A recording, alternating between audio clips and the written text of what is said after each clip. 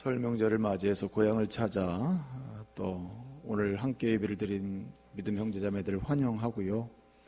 또 멀리 또 고향을 찾아간 형제자매들 주 안에서 아름답게 다녀왔으면 좋겠다고 하는 소원이 있습니다. 오늘 좌우 옆 사람 서로 축복하면서 말씀을 사모하기를 원합니다. 잘 오셨습니다. 주님은 당신을 사랑하십니다. 축복하겠습니다. 여러분, 설날, 설 명절 이렇게 하잖아요. 설이 어떻게 해서 유래됐는지는 아십니까? 아시는 분이 있으면 좀 가르쳐 주시면 좋겠어요. 찾아보니까 설이 많더라고요. 설에 관한 설이 굉장히 많아요. 근데 몇 가지로 정리가 되더라고요. 이 설은 어떻게 해서 이렇게 설이라는 말이 나오게 됐는가? 네 가지 설명을 하더라고요. 첫째는 서럽다는 말에서 설이 왔답니다. 그래서 한 해가 가고 새해가 맞이하니까 좀 서러운 게 있겠죠. 설명을 붙여놨습니다. 돌아가신 부모님 생각하니 서럽고, 옛날엔 굉장히 가난했잖아요. 가난한 중에 설을 맞이하니 서럽고 그래서 설이 됐답니다. 또 한 가지 설명이 있더라고요. 살이다는 말에서 왔답니다. 삼가다, 살이다. 그 살이 거기서 왔답니다. 뭐냐면 새해를 맞이하니까 이제는 경거망동하지 말고 좀 상가하면서 살아라. 그래서 설이라는 말이 왔답니다. 또 한 가지 말이 있더라고요. 설단, 낯설다는 말에서 설이 왔답니다. 새해를 맞이했으니까 지나간 날은 익숙하지만 새해는 익숙하지 않잖아요. 그러니까 설자라요. 그러니까 거기서 설이 왔답니다. 마지막 한 가지 설명이 있어요. 여러분 국어 공부 잘 하세요. 마지막 한 가지 설의 어원이 뭐냐면 너 몇 살? 몇 살 먹니? 몇 살? 그래서 거기 살이 설이 됐답니다. 그래서 나이 먹는 나이로부터 설이라는 말이 왔대요. 그렇게 해서 네 가지 유래가 있습니다. 여러분 뭐 그럴듯하죠. 근데 이게 실제로 국어적인 설명이에요. 제가요 문자를 하나 받았습니다. 아주 특이한, 제가 새해 문자를 여러 가지를 받아봤지만 이런 문자 처음 받아봤어요. 그 문자가 뭔가 하니 이런 문자입니다. 옛년은 갔대요. 그리고 말합니다. 새년이 왔대요. 그래서 새년을 맞이하니 계사년이래요. 근데 그 문자를 보고 아유 참 말은 재밌는데 좀 그렇다. 그러니까 제가 전화를 했어요. 그 문자를 준 사람한테. 왜 옛년은 가고 새년이 왔는데 그 이름이 계사년이라고 쓰니까 좀 이상하다. 그랬더니 마음이 문제래요. 여러분, 제가 지금 설에 관한 유래를 몇 가지를 설명을 드렸잖아요. 근데 그 설에 관한 모든 유래에 핵심적인 키가 하나 있어요. 그 키가 뭐냐면 마음입니다. 마음. 새해를 맞이하는 마음의 상태가 그 어원과 관련이 있다는 말이죠. 여러분, 믿음의 사람은 지난날 옛년 새해가 옛날 해 작년이 어떠하든지 새해가 어떠하든지 간에 여러분, 하나님의 사람은 예수 그리스도의 마음으로 새해를 시작해야 할 줄로 믿습니다. 예수 그리스도, 그 예수 그리스도를 주로 주인으로 모시고 그분의 마음을 내 마음으로 삼아서 새해를 시작하고자 하는 열망이 있어야 한다는 것입니다. 여러분, 요즘에 설은요 유래와 상관없이 그 설날의 목적이 바뀌었습니다. 어떻게 바뀌었습니까? 만남으로 바뀌었죠. 만남. 적어도 설날에는 가서 가족을 만나야 되겠다. 그렇죠? 다 만나고 싶어서 온 거 아닙니까? 그래서 설날을 통해서 가족을 만나고 부모를 만나고 형제자매를 만나죠. 또 때로는 동네 친구들도 만납니다. 이 만남의 의미가 상당히 의미가 있는 것 같아요. 이 성경에서는요 명절이 이제 여러 개가 있거든요.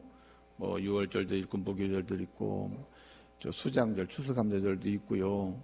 요즘엔 이제 교회 절기도 있지 않습니까? 이렇게 이 성경에서는 이 명절을 해올태라고 그래요. 히브리어로 해올태라고 그러는데요. 이 해올때라는 말은 기념의 뜻이 있습니다. 기념. 하나님께서 우리에게 주신 것을 기념하는 겁니다. 그리고 하나님께서 주신 은혜를 기념하고 하나님께 내 인생을 어떻게 드려야 될지 다시 결단하고 서약하는 날, 이게 해올때 명절입니다. 성경에서 말하는 명절이에요. 그런데 그 명절도 기념을 하든 내가 어떻게 하나님 앞에서 살아야 되겠다 결단을 하는 해올때 명절이든 상관없이 이 명절도 성경에서의 명절은 만남을 강조합니다. 그럼 누구와의 만남을 강조하는가? 하나님과의 만남을 강조한다는 말이에요. 여러분, 제가 모두에 말씀드린 것처럼 명절은 마음의 문제다. 그래서 마음이 굉장히 중요하다. 예수 그리스도의 마음으로 시작을 해야 하고 동시에 명절은 만남의 의미가 있다. 그러므로 올 한 해 여러분 첫날부터 하나님을 만나심으로 또 만나는 삶이 올 한 해 동안 계속되기를 말씀으로 축복합니다. 예수의 마음으로 하나님을 계속 만나는 한 해, 이런 한 해가 어떨까요? 여러분 흥하지 않을 리가 없죠. 여러분 올 한 해 저와 여러분 그리고 여러분의 가문이 흥했으면 좋겠어요. 좀 잘 됐으면 좋겠고요. 열렸으면 좋겠습니다. 좀 풀리는 역사가 있기를 말씀으로 축복합니다. 그 시작은요, 예수의 마음으로 누굴 만남으로? 하나님을 만남으로. 잊지 마십시오. 예수의 마음으로 하나님을 만남으로써 우리의 인생은 시작이 되는 겁니다. 풀리기 시작한다는 말이죠. 그래서 여러분 이 구약 성경의 이 명절 때에는 항상 이스라엘 백성들은 어디를 올라가냐면 예루살렘 성전을 올라갑니다. 명절 때 어디 간다고요? 여러분이 이 명절 때 하나님의 전에 올라온 것처럼 이스라엘 사람들은 명절 때 성전에 올라가요. 이 성전에 올라갈 때 사람들의 기분은 어떨까요? 너무 진짜 피곤하다. 이 명절은 왜 이렇게 자주 있는 거야? 너무 피곤한 일이야. 이러고 올라갈까요? 아니죠. 명절은 예수의 마음을 품고 누굴 만나는 거? 하나님 만나는 날이잖아요. 그러니까 이들의 마음이 어떨까요? 기쁘죠. 대단히 기쁜 거죠. 그래서 여러분 히브리어 단어 중에 사마흐라는 단어가 있어요. 사마흐. 이 동사인데요. 나는 기쁘다 하는 뜻입니다. 사마흐. 나는 기쁘다. 나는 기쁘도다. 나는 기뻐. 할 때 사마흐라고 합니다. 사마흐. 근데 여러분 이런 사마흐라고 하는 나는 기쁘도다 하는 이 말은요. 세상에서 주는 기쁨을 표시하는 말이 아닙니다. 여러분 히브리어는 대단히 정교해요. 한글은요. 나는 기쁘다 하면은 자매를 만나 기쁘든 연애를 해서 기쁘든 예수 만나 기쁘든 기쁜 건 다 기쁘죠. 한글은 똑같잖아요. 근데 히브리어는 달라요. 히브리어는요 아주 정교한 단어예요. 그러니까 하나님의 계시의 말씀을 우리에게 주시기 위해서 그 언어를 어떤 언어로 쓰실 때 이스라엘 민족을 택하시고 이스라엘의 언어 히브리 언어로 이제 말씀을 주시는 거죠. 그만큼 정교하다는 말입니다. 그래서 여러분 세상에서 기쁘고 즐겁다 그러면 뭐 때문에 그렇게 즐거워요, 여러분이? 지금까지 인생을 살면서 세상 살면서 즐거웠던 적이 있잖아요. 정말 재밌다. 정말 해피하다. 그럴 때 어떤 경우를 해요? 대답 좀 해보세요. 어떤 때 그렇게 행복합니까? 제가 여러분의 마음을 읽어드리면 이래요. 어떤 때 행복하냐? 돈 벌 때죠. 아니에요? 나도 돈을 가지니까 행복하던데. 돈 벌 때 얼마나 행복합니까? 돈 벌고 재물을 얻을 때 굉장히 행복하죠. 또 여러분 이 고대사에서 왕들은요. 왕들 행복할 때 언젠가? 여자가 많을 때입니다. 오늘날로 말하면 이런 거죠. 쾌락. 쾌락을 소유할 때 사람은 굉장히 기뻐합니다. 뭔가 쾌락을 소유할 때, 유흥을 소유할 때. 근데 여러분 이것도 사람들이 기뻐하지만 정말 즐거워하고 기뻐하는 게 있습니다.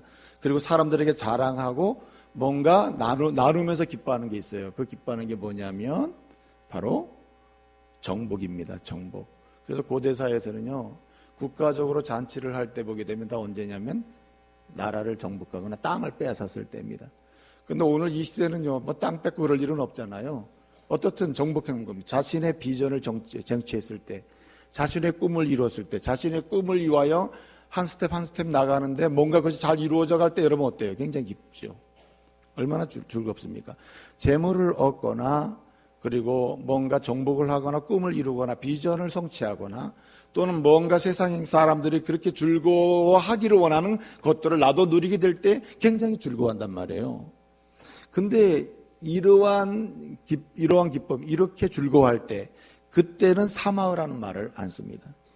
이 사마흐라는 말은 오직 아주 하나님과 관계해가지고 세상이 줄 수 없고 세상에서 얻을 수 없는 아주 근원적인 즐거움, 아주 감격적인 즐거움, 세상의 모든 것이 다 내게서 떠나가도 이것만 있으면 되는 이런 즐거움을 사마흐라고 하는 거예요. 자, 그게 뭡니까 여러분? 바로 하나님이에요. 예수님이에요. 말씀이에요. 할렐루야. 그래서 성경을 보게 되면 성전에 올라가는 노래를 하면서 나는 기쁘다라는 말이 종종 나옵니다. 그래서 성경 시편에 보게 되면 성전에 올라가는 노래가 15편이 나와요. 시편이 150편이잖아요. 15편에 성전에 올라가는 노래, 곧 성전에 올라가면서 너무너무 즐거워서 부르는 찬송이 나온단 말이에요. 그 15편의 찬송에 종종 나는 기쁘다는 단어가 나옵니다. 그 단어가 바로 사마흐입니다. 사마흐 나와요. 그래서 여러분 시편 120편 1절을 보게 되면 사람들이 내게 말하기를 야 우리가 성전에 올라가자 하나님의 집에 올라가자 할 때 내가 뭐하였도다? 시편 120편 1절을 보면 내가 기뻐하였도다. 사마흐티라고 해요. 각어로 사마흐티, 나는 기뻐하였다. 너는 너무 기뻤다. 너무 감격스러웠다. 그렇게 선언을 합니다. 여러분 왜 성전에 올라가는 사람이 왜 이렇게 세상이 줄 수 없는 기쁨이라고 말을 하면서 감격적으로 격정적으로 열정적으로 즐거워하고 기뻐하고 너무너무 흥겨워서 하고 있습니까? 누굴 만나기 때문에? 하나님 만나기 때문에. 하나님 만나는 것이 인생의 진정한 기쁨이요, 인생의 진정한 흥함의 시작이요, 새로움의 시작이요, 열림의 시작이요, 인생의 뭔가 새로운 근거의 시작이요, 예? 새롭게 뭔가 일이 시작되는 역사의 시작이 하나님이라는 거예요. 그렇기 때문에 이스라엘 사람들은 성전에 올라가면서 하나님 만나는 것, 이것이 우리 가문의 흥함의 시작이요, 내 인생의 열림의 시작이요, 새로움의 시작이요, 부흥의 시작이요, 뭔가 변화의 시작이다 하는 확신과 그 믿음이 있었기 때문에 그들은 성전에 올라가면서 매우 행복한 겁니다. 이미 내 손에 잡힌 행복도 아니고 이미 내 눈에 보이도록 열린 것도 아니지만 이미 내 눈에 열린 것처럼 내 손에 잡힌 것처럼 그렇게 흥함을, 멀리 있는 흥함을 보고, 그리고 아직도 쟁취되지 않았으나 내 손에 잡힌 것처럼 그런 즐거움과 기쁨과 변화의 행복을 확신하면서 어떻게 해요? 그는 사마흐, 기뻐한 것입니다. 오늘 명절을 맞이해서 여러분 주일 여기 올라오셨는데요, 여러분의 가문을 향하여 오늘 하나님을 만나는 가운데 흥함을 볼 수 있는 은혜가 있기를 바랍니다. 하나님을 만나는 가운데 여러분의 가문의 열림을 볼 수 있는 은혜가 있기를 바랍니다. 여러분의 개개인의 인생 여정이 새롭게 변화되는 새로운 시작을 맛보시길 바라요. 여러분, 흥함의 시작은 하나님이에요. 흥함의 시작은 하나님을 만나는 데서부터 시작되는 것입니다. 하나님을 만나지 못한 인생은, 하나님 없는 흥함은 흥함이 아니에요. 하나님 없는 변화는 진정한 변화가 아닙니다. 하나님 없는 새로움은 새로움이 아니에요. 그것은 옛것의 반복일 뿐이에요. 여러분, 창세기 11장을 보게 되면 바벨탑 사건이 나오잖아요. 바벨탑 사건이 어떤 것입니까? 노아가 홍수로부터 자신과 자신의 가족을 구원하잖아요. 구원을 받잖아요. 그 뒤로 그는 큰 민족을 이루게 됩니다. 큰 민족이 이르러서 이 민족이 우리 서로 떠나지 말자, 우리 서로 연합해서 살자. 그리고 어디로 갔습니까? 돌아다니다 보니까 시난이라고 하는 큰 평지에 이르게 됐습니다. 그리고 그곳에서 말하기를, 야, 우리가 우리의 이름을 날리고 우리가 뭔가 세상에 이름을 남기자. 우리가 어떤 사람들이냐? 홍수에서 살아남은 사람이 아니냐? 예? 우리가 우리의 이름을 날리고 우리 힘으로 뭔가 할 수 있단 말이야. 우리는 살아난 사람들이니까 우리의 능력과 우리의 수고와 뭔가 할 수 있다. 우리의 지혜로 뭔가 할 수 있다. 그러니 큰 성을 쌓고 집을 짓고 해가지고 우리 한번 제대로 살아보자. 그 집을 짓잖아요. 성을 쌓잖아요. 근데 여러분, 아무리 사람이, 여러분, 뭔가 돌을 대신해서 벽돌로 쌓고 또 진흙을 대신해서 역청이라고 하는 아주 놀라운 이 뭔가 건축 재료를 만들어 가지고 집을 짓는다 하더라도 하나님께서 함께 하시지 아니하고 하나님께서 역사하지 아니하시고 하나님과 무관하고 하나님을 떠난 상태의 집이 어떻게 됐습니까, 여러분? 바벨탑이 무너지는 거 아니에요. 바벨탑이 멈춰지는 거 아닙니까? 오히려 이스라엘 사람들, 모든 세계의 사람들이 바벨탑 사건으로 인해서 어떻게 됐습니까? 흩어지잖아요. 모으려고 했으나 그들은 흩어지고, 하나가 되려고 했으나 갈라지고, 그들은 힘을 발휘하려고 했으나 그들은 서로 분노하고 갈등하는 그런 세계의 인류의 종족이 되지 않았습니까? 여러분, 진정한 흥함과 연합과 힘과 능력과 권세와 열림과 그리고 미래의 희망으로 나가는 역사의 진전은 반드시 하나님 때문에, 하나님으로 인하여 하나님의 역사를 통해서 시작됨을 믿으시길 바랍니다. 여러분, 이스라엘 사람들이 성전에 올라갈 때 사람들은 각가지 다 소원을 가지고 올라갔습니다. 소원이 없을 수가 없죠, 사람이. 여러분도 하나님의 전에 올라올 때 소원을 가지고 올라왔잖아요, 그렇죠? 그 소원을 가지고 올라가는데 그들은 첫째 소원이 하나님 만나는 겁니다. 둘째는 그분의 말씀을 마음속에, 심령 속에 집어넣는 거예요. 말씀을 받는 거예요. 셋째는 그 하나님을 만나고 그 말씀이 내 속에 들어와서 내 인생이 변하는 것입니다. 열리는 거예요. 흥하게 되는 거예요. 심지어는 이 영역이 나를 넘어서서 내가 속한 내 가정과 내 가문이 흥하는 거예요. 하나님을 높이고 세상을 축복하는 거룩한 역사의 맛을 보는 그런 가문으로 창됐게 되는 소원을 가지고 예루살렘 성전에 올라가는 거예요. 여러분은 어떤 소원을 가지고 올라오셨습니까? 여러분, 하나님 만나는 소원으로 올라오신 줄 믿습니다. 그 말씀으로 은혜 받기 위해서 올라오신 줄 믿습니다. 여러분, 오늘 이 시간 올라오실 때에 여러분이 새로워지고 여러분의 가문이 흥하는 소원을 가지고 올라오신 줄 믿으시길 바랍니다. 그 소원을 가지고 올라와야죠. 그건 믿는 자의 당연한 특권이에요. 그런데 여러분, 흥함은 누구로부터? 하나님으로부터, 예수 그리스도로부터. 흥함은 시작된다는 거예요. 여러분, 저는요, 안타까운 게 많아요. 오늘 이 시대 그리스도인이 얼마나 많습니까? 근데 어떤 가문은 하나님을 높이는 가문으로 흥해지고, 어떤 가문은 세상을 축복할 수 있는 그런 가문으로 흥해지는데, 어떤 사람은 하나님을 모욕하고 하나님의 영광을 가리는 가문으로 점점 추락하는 가문이 있고, 어떤 가문은 세상을 축복하고 세상을 향하여 나눠주고 뭔가 베풀 수 있는 능력 있는 가정으로 나가기보다는 점점 비참한 가정으로 나락으로 떨어지는 가정이 있다, 이 말이에요. 왜? 하나님의 전에 올라오는 것은 동일한데, 지금 믿음의 사람 얘기예요. 하나님의 전에 올라오는 교인으로서는 동일한데 어떤 교회는 그렇고 어떤 교회는 그러냐 말이에요. 왜 그렇습니까? 어떤 이 전도 목사님이 시골을 돌아다니면서 전도를 하는데 말이에요. 상간벽제 이제 가게 됐답니다. 가서 전도를 하는데, 저 예수를 믿습니다. 어떤 사람이 나한테 예수님을 전해줬습니다. 그래요. 참 반갑습니다. 그래서 축복을 하고 얘기를 나누는데 벽을 보니까 말이에요. $500짜리 지폐 있잖아요. 깨끗한 빳빳한 $500짜리 막. 그 지폐가 말이에요. 그 액자 있잖아요. 액자에 딱 해가지고 벽에 딱 걸려 있는 겁니다. 그래서 이 순회 전도 목사님이 물었대요. 아니, 저거 왜 저렇게 걸어놨냐고.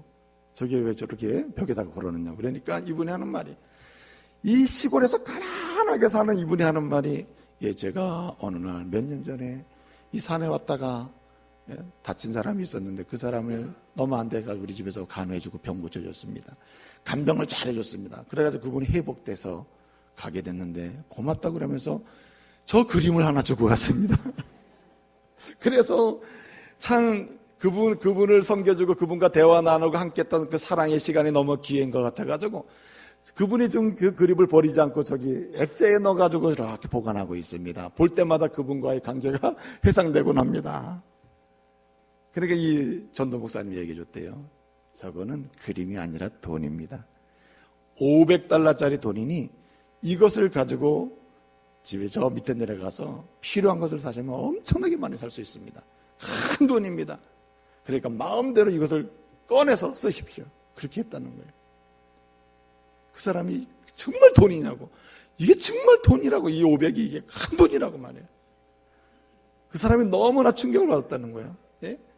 진작 썼으면 우리 집이 변해서 한참 변했을 텐데 이 상간벽지에서 이렇게 가난하게 살았다는 거죠. 지금 제가 누구 얘기하는지 아시겠어요? 여러분 얘기하시는 거예요. 여러분의 이야기입니다. 많은 분들이 예수를 믿습니다. 많은 분들이 하나님을 믿습니다. 전능하신 하나님을 믿어요. 하나님이 나를 만드심을 믿어요. 하나님의 은혜로 예수 그리스도로 말미암아 내가 죄 사함 받고 하나님의 자녀가 되었다는 것을 믿어요. 그 하나님이 전능하심을 믿어요. 예수 그리스도 안에서 옛것이 새것이 되고, 그리고 새로워지는 가능성이 열리고, 그리고 예수 그리스도 안에서 거룩한 역사가 끊임없이 일어난다고 하는 기적이 있다는 사실을 믿어요. 그러면서도 우리 예수님을 액자에 껴가지고 말해요. 예? 예수님, 이 액자 안에 잘 계십시오. 나는 당신을 믿습니다. 당신 믿는다니까요. 당신이 말한 걸 내 추억으로 가지고 있습니다. 그리고 하나님과 예수님을 액자에 넣어서 잘 모셔놓는다는 거죠. 가난한 사람이 계속 가난하게, 영적으로 빈곤한 계속 빈곤하게 비참하게 계속 살아가는 거예요. 하나님을 믿으나 비참하게 사는 거예요.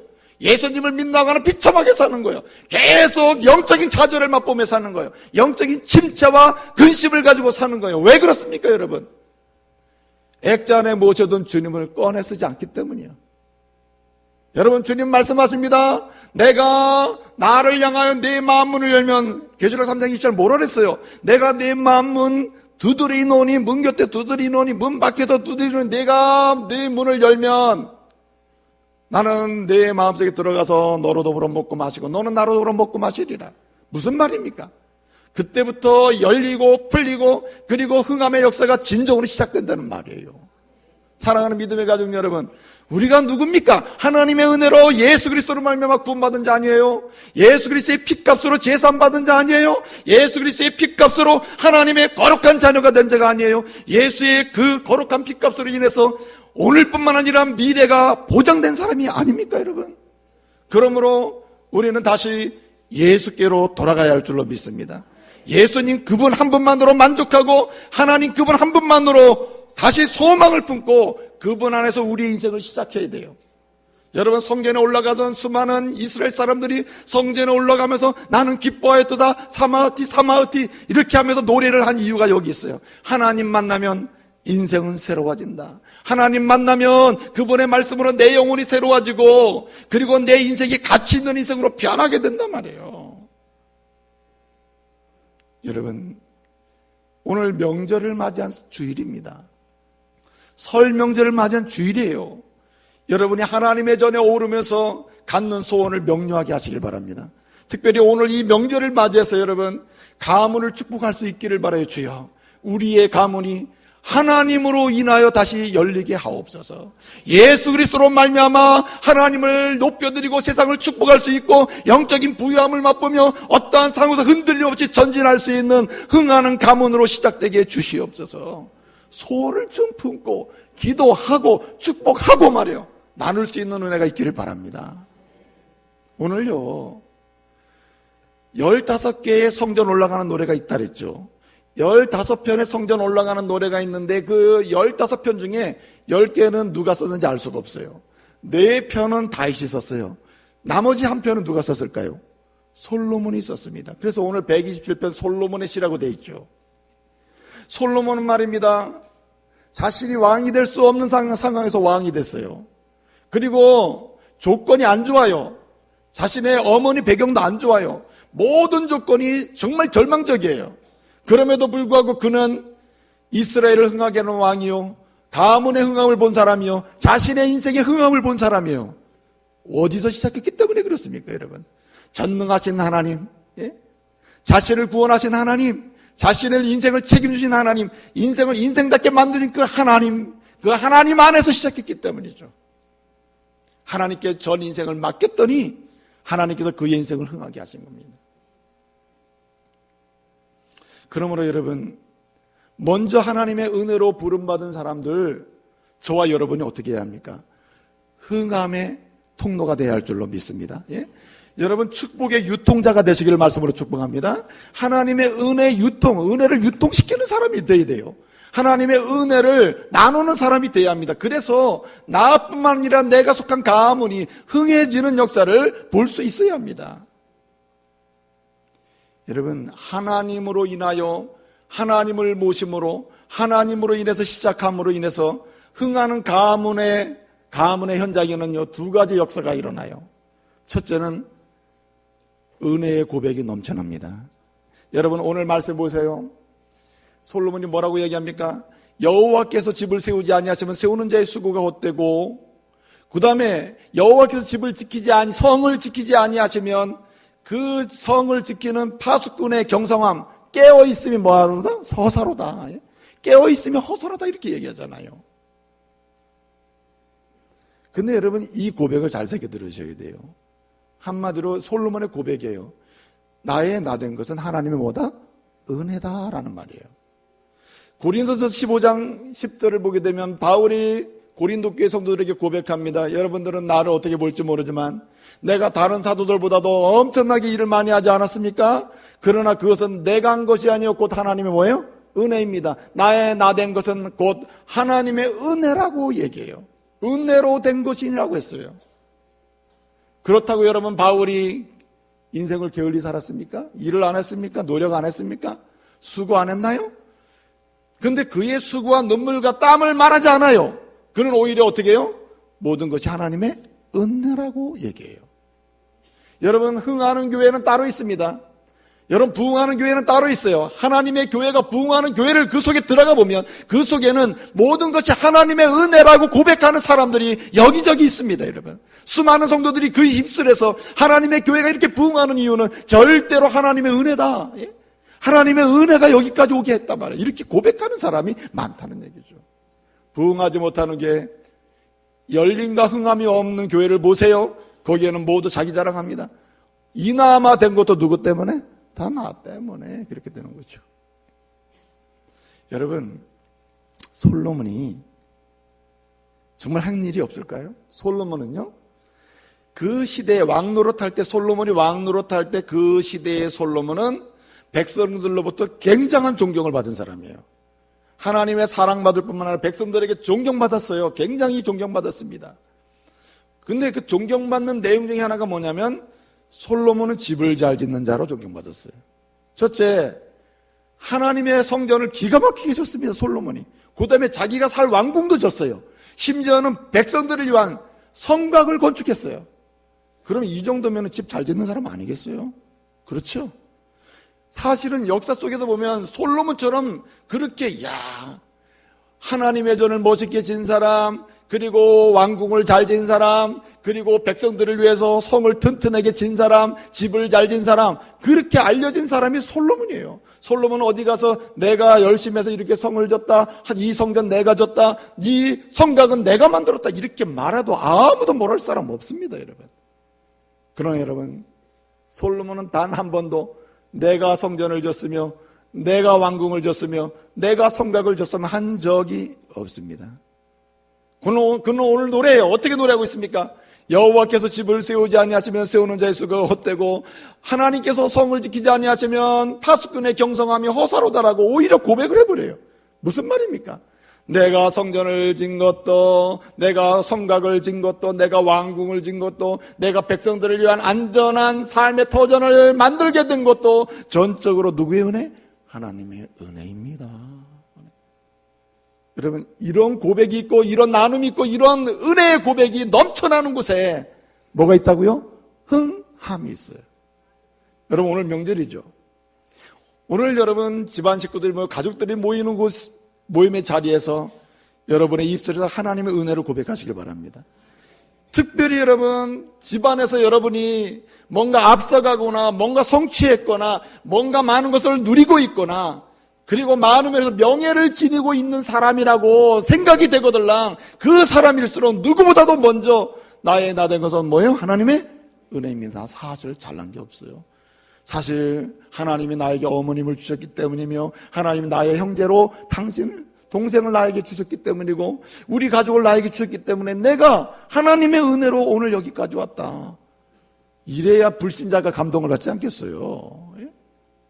마치 자신이 모든 것을 베푸는 양 하고 있는 동안 여러분 자기의 문제가 아니라 가문의 문제가 된다니까요. 가문을 향하신 하나님의 흥함이 어떻게 해요?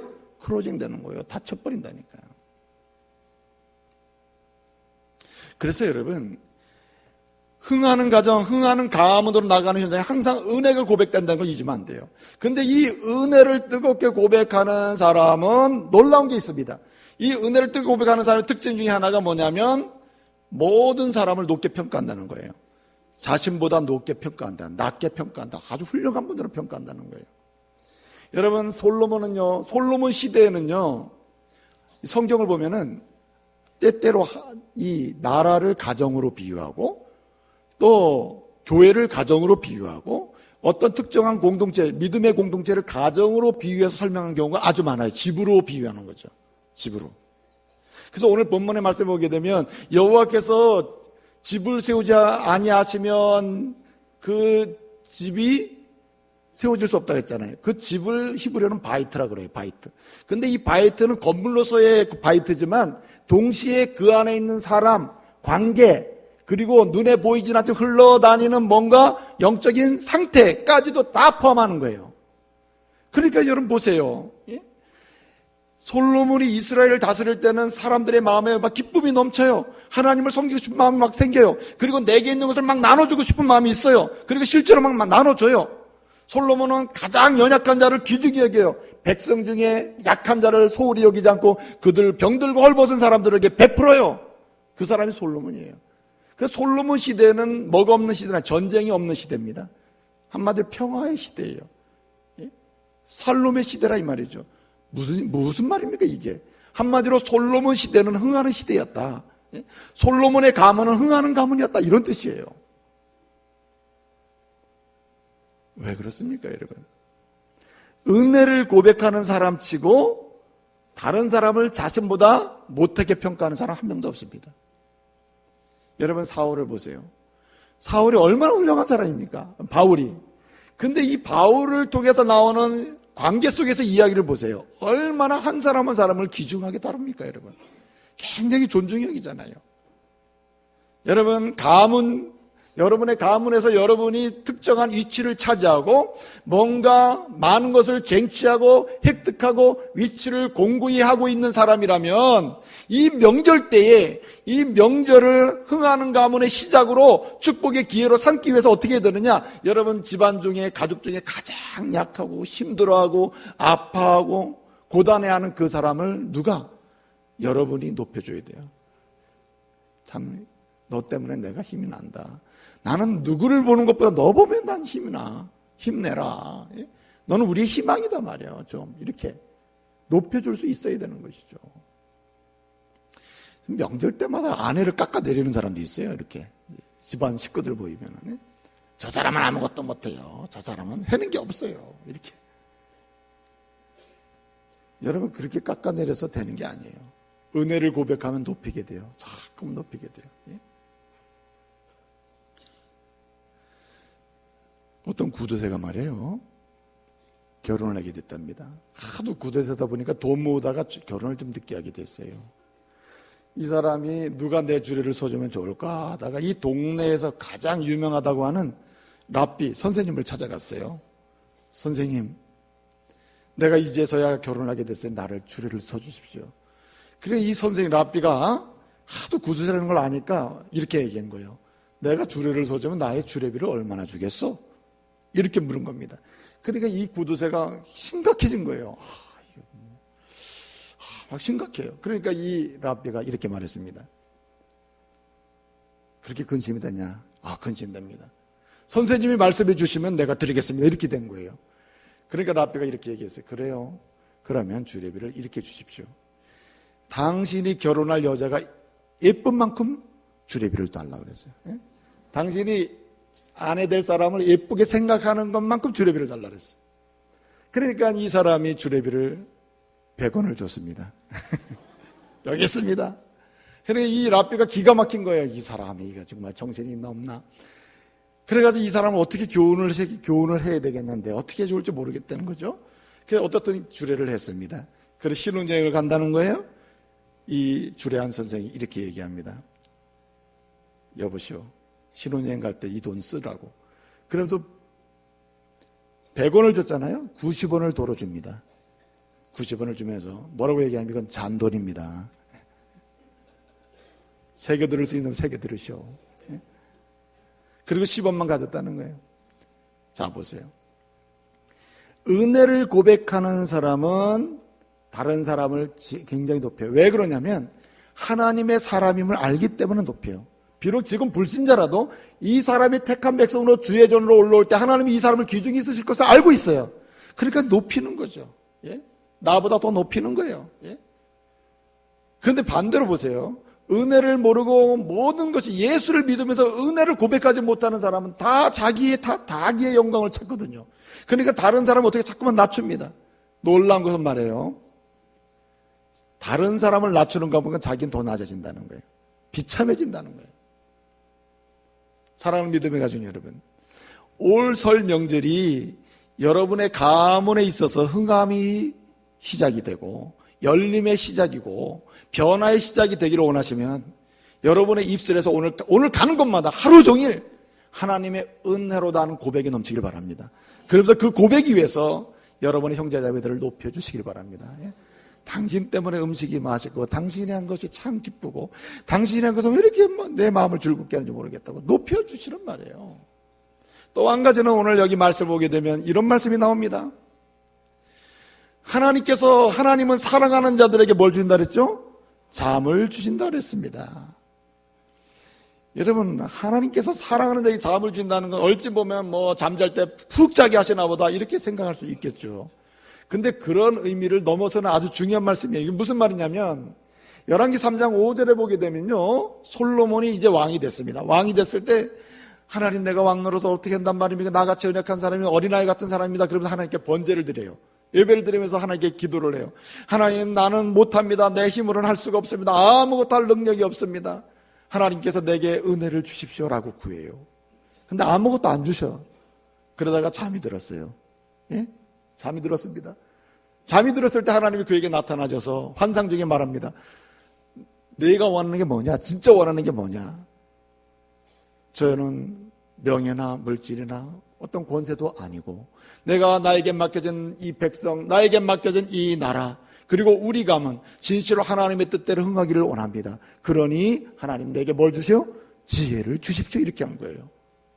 그래서 그 잠자는 동안에 하나님이 뭘 받았어요? 지혜를 받았다니까. 솔로몬이 이 경험을 살려서 그렇구나. 내가 노력하고 땀 흘리고 막 투쟁하고 달라고 할 때 내가 노력의 결과로 뭔가 얻는 게 아니라 하나님은 내게 은혜로 뭐예요?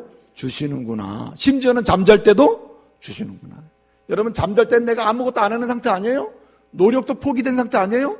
모든 수고가 멈춘 상태 아니에요? 그때 하나님이 뭘 주셔요? 은혜를 주시는 하나님이라. 필요하면 주시는 분이라 이 말이죠.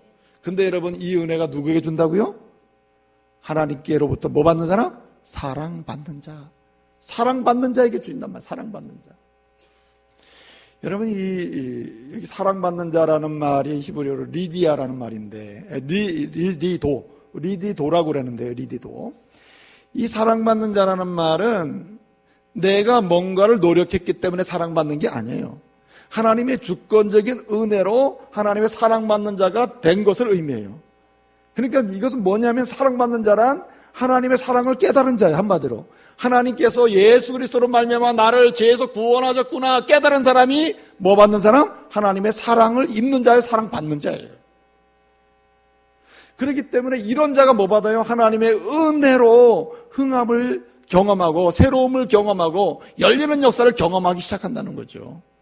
저는요, 오늘 이 시간에 예수 그리스도의 십자가의 그 은혜와 복음의 은혜를 진실로 마음속에 영접하지 못한 사람들, 혹시나 그런 그리스도인이 있다면 예수를 구주로 영접하는 은혜가 있기를 바랍니다. 예수의 피값이, 예수의 피 한 방울이 우리 이 세상의 모든 죄를 사하는 능력임을 믿는 믿음의 자리로 나가시길 바라요. 그 사람이 어떤 사람이냐? 하나님의 사랑을 입은 자요, 사랑을 받는 자예요. 그래서 여러분, 제가 두 번째로 드리려고 하는 말씀이 여기에 있습니다. 여러분, 흥하는 가문은 어떤 가문이냐? 예?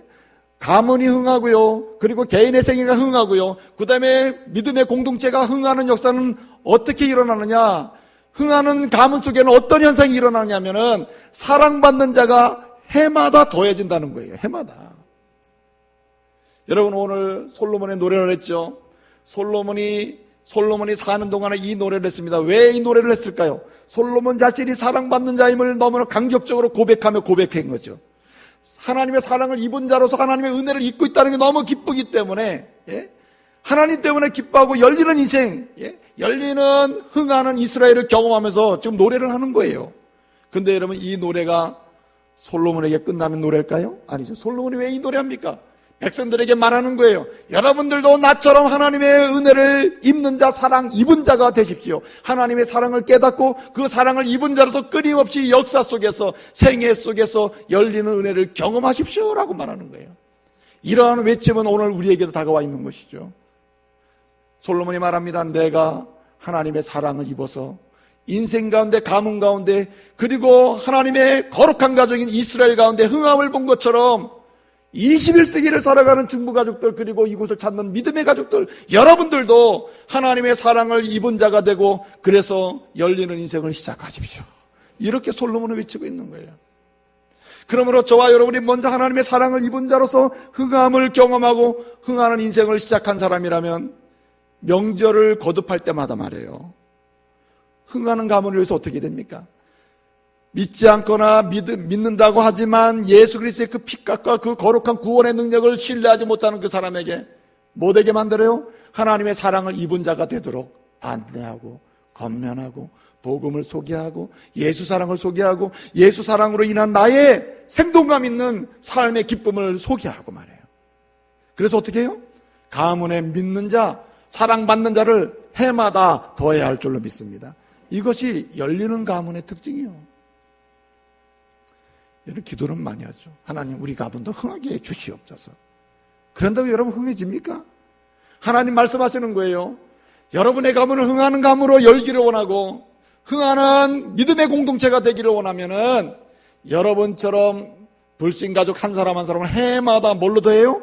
사랑을 입은 자로 더해지게 해줘요. 더해지게 하라는 거예요. 복음을 속에 예수를 만나게 하라는 거죠. 그렇기 때문에 사랑을 입은 자로서 사랑을 입은 자를 가문에 더하기 위한 수고를 하기를 원하는 사람은 어떻습니까? 그러한 소망을 가진 사람은 어때요? 가문의 흥함을 바라보고 소원을 가진 사람은 어때요? 한 사람이라도 더 하나님의 사랑을 입은 자가 되도록 하기 위해서 어떻습니까? 모든 수고를 아끼지 않는 거죠. 그 수고가 어떻습니까? 그래서 한마디로 이렇게 의사소통이 되는 거죠. 여러분 사랑을 입은 자의 특징 중에 하나가 뭡니까? 의사소통이 된다는 거거든요. 이렇게 의사소통이 되는 거죠. 이 명절 때에 제일 힘든 게 말은 하지 않지만 내적 심리적으로 갈등하는 거 아닙니까? 괜히 미워하고 질투하고 짜증내고 말이에요. 왜 나만 설거지를 해야 되나? 뭐 이런 식으로. 그리스도인은 한 사람 더 사랑받는 자를 가문에 더하기 위해서 설거지도 다 해야 돼요. 혼자 다 해야 된다니까. 해야 된다면 수고를 아끼지 말아야 돼요. 인상 쓰지 마시라고. 스트레스 받지 마시고 그냥 즐겁게 해야 돼요. 그래야 사랑을 입는 자 한 사람이 더해지는 거예요. 누굴 통해서? 축복의 유통자인 나를 통해서 한 사람씩 더해지는 거죠. 좀 연약한 가족이 있으면 그 사람의 얼굴만 보더라 그 마음을 읽어줄 줄 알아야죠. 그래서 위로할 줄 알아야 되고 격려할 줄 알아야죠. 서로 마음을 못 읽어서 서로 갈등하게 하고 상처받게 하면 되겠어요? 서로 마음을 읽지 못하는 사람이 되면 되냐 말이에요. 이 사람은 흥하는 가문의 통로가 될 수가 없는 거죠. 사람이 그렇기 때문에 이 흥하는 가문의 소원을 가지고 있는 사람, 그래서 한 사람이라도 하나님의 사랑을 입은 자가 더해지도록 하기를 원하는 사람은 어떻습니까? 항상 한 영혼에 관심을 갖는 거죠. 계속 관심을 갖는 겁니다. 여러분 명절 때 와가지고 그런 분이 있잖아요. 뭐 투기해가지고 돈 벌었다는 얘기하는 분 있죠. 여러분 듣는 사람 굉장히 좋을 것 같죠? 좋지 않습니다. 뭐 팔아가지고 뭐하고 아파트 몇 채 팔아가지고 뭐 얼마나 벌고. 여러분 좋아하질 않아요. 돈 번 사람만 흥이 나서 그러는 거예요. 내가 이렇게 돈 벌었는데 당신한테 얼마를 주겠다까지 가면 얼마나 좋겠어요. 내가 돈 벌었다까지만 하니까 얼마나 스트레스 받냔 말이에요. 그런 관심을 가지면 안 되고 오히려 저 영혼이 예수께로 나가야 되는데, 누구 어떤 영혼이 주님의 사랑을 입어야 되는데, 이런 관심을 갖고 하면은 내 것을 적으나마 베풀면서 하지 않겠어요? 예? 어떤 이 아주머니가요, 3대 독자를 군대 보냈답니다. 이 아줌마는 자기 아들과 의사소통이 잘 된다고 생각한 거야. 늘 기도하니까 아들을 위해서. 기도하고 그러니까 아들이랑 나랑 의사소통이 잘 된다고 생각하고 군대를 보냈는데 너무 마음이 아픈 거예요. 그래가지고 군대 보낸 다음에 아들이 쓰던 방이 있잖아요. 그 침대에 아들이 덮던 이불을 치우지도 않고 그대로 놔둔 겁니다. 이렇게 덮어놓은 거예요. 그리고 늘 가가지고 아침마다 가가지고 손을 지밀어서 아들의 체온이 느껴지는구나. 사랑하는 아들 보고 싶다. 그래서 어느 날 편지를 써요. 사랑하는 아들아, 내가 군대 간 지 벌써 몇 달이 지나가는데 나는 너가 그립고 그래서 나는 너의 이불을 개지도 않고 그대로. 그러나 때마다 시마다 그 이불 속에 손을 넣어보면 너의 체온이 느껴진다. 사랑한다 아들아. 아들아 보고 싶다. 이래가 편지를 보냈어요. 아들이 그 편지를 딱 읽어보고 그리고 난 편지에다가 다시 답장을 했습니다. 사랑하는 어머니, 죄송합니다. 그렇게 쓴 거예요. 그리고 맨 마지막에 한 줄 썼습니다. 어머니, 제가 군 입대할 때 전기장판 코드를 꼽지 빼지 않고 왔습니다. 그러니 신속하게 전기장판 코드를 빼길 바랍니다. 좀 아들도 엄마 마음을 읽고 좀 얘기하면 얼마나 좋겠어요. 또 엄마도 뭔가 아들의 마음을 진실로 읽었으면 얼마나 좋겠어요. 그런데 여러분 소통이 안 되면 전혀 엉뚱한 이야기가 오가는 것이죠. 여러분 하나님과 여러분 대화 속에 이 엉뚱한 대화를 하면서 시간 낭비하는 사람 많죠. 그런데 여러분 보세요. 정말 가문의 흥함을 소망하고 하나님의 전에 오르는 기쁨을 만끽하는 사람은 한 영혼의 관심을 갖고 한 영혼이 하나님의 사랑 입는 자로 더해지는 것, 때마다 더해지는 것, 그렇게 기록해가면서 올해는 누가 예수를 믿었구나, 올해는 누가 하나님의 교회를 다니기로 결심했구나, 하나하나 멤버면서 하나님께 감사하고 그 다음에 또 다른 멤버를 위해 축복하고 말해요. 이러는 사람이 하나님과의 대화 속에서, 다른 사람과의 대화 속에서 얼마나 축복의 통로가 되겠냐 말이에요. 이제 말씀을 마치겠습니다. 솔로몬 말이에요. 솔로몬은 이 127편 고백 그대로 정말 흥하는 가문, 흥하는 가정, 흥하는 나라를 경험한 축복의 통로가 된 사람이에요. 축복을 유통시켰어요. 그런데 여러분 불행하게도 솔로몬 마지막 때에 그는 그의 가문을 쇠하게 만들고 그리고 그의 인생 자체도 쇠락하게 만드는 사람이 됐어요. 왜 그래요? 그는 하나님을 찾지 않았기 때문이에요. 그는 그의 모든 삶의 여정 속에서 모든 것이 하나님의 은혜라는 고백을 잃어버렸기 때문이에요. 그는 백성 한 사람 한 사람이 하나님의 사랑을 입는 자로 돌아오도록 하는 일에 관심을 끊었기 때문이에요. 여러분, 오늘 여러분의 가문이 흥하느냐 아니면 여러분의 가문이 더 쇠락하느냐의 갈림길에 있어요. 주님은 먼저 하나님의 사랑받은 여러분을 쓰시기를 원하십니다. 여러분, 하나님을 만나는 것이 축복의 근원임을 믿으시고 모든 것이 하나님의 은혜임을 고백하면서 특별히 여러분 한 사람 한 사람 하나님의 사랑 입은 자로 더하는 명절을 보내시기를 바랍니다. 기도하겠습니다.